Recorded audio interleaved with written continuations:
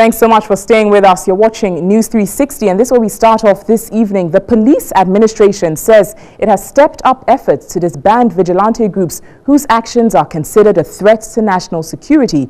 Director at the Police Public Affairs Directorate, Superintendent Cephas Arthur, says regional commanders have been directed to beef up security and protect lives.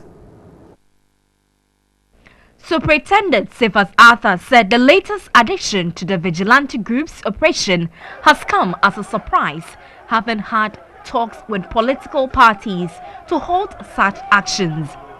We are making strides, we are succeeding, and we shall continue and keep at it until such a time that it will become unattractive for anybody to mobilize in a group of people to embark on any act of disturbances to press home their demands or something of the sort.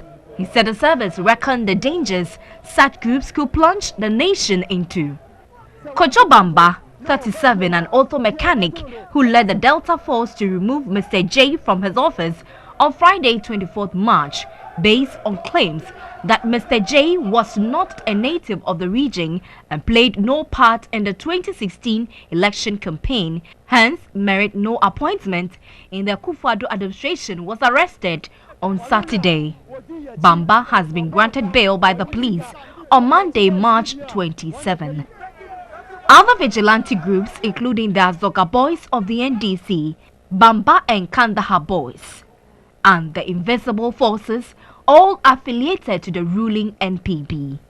The Invisible Forces have been in the news after the December elections, following attempts to take over some government agencies, including the Passport Office, toll booths, public toilets, and attack a police officer on duty at the Flagstaff House on January 9.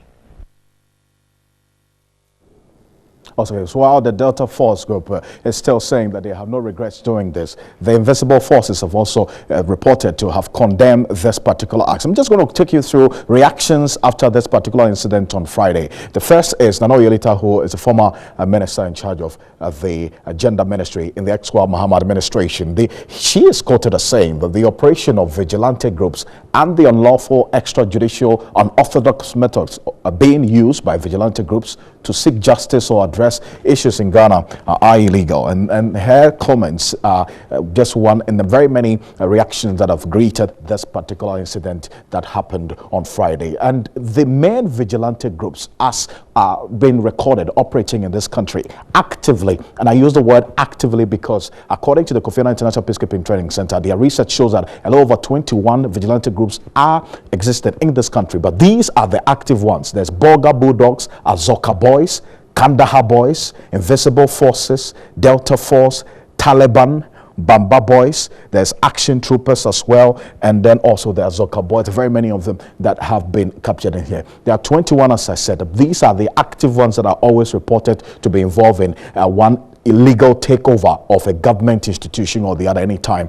there is a change of government or any political skirmishes or disturbances for that. Some illegal activities carried out by these vigilante groups, as I stated earlier on. The Bulldogs engaged the Invisible Forces in a violent standoff at the NPP's headquarters over issues concerning indefinite suspension of National Chairman Paul Afoko, if you recall, in 2016, just when they were getting into the preparations to that election. Also, the Invisible Forces also engaged a group of thugs, some in military fatigues, at the same NPP headquarters in Asylum Down during a raid by the latter also late last year. That also is one incident that is very fresh in the minds of people. Now, the next person to get into this on the BBC is celebrated writer Wole Soyinka, who is quoted as saying that in Ghana, it is common knowledge that the Azoka Boys and the Bamba Boys are not men of any magnanimity or good behavior, and he's likening them and the activities to Boko Haram and some insurgent groups across the continent. So that's what's happening in there, Natalie.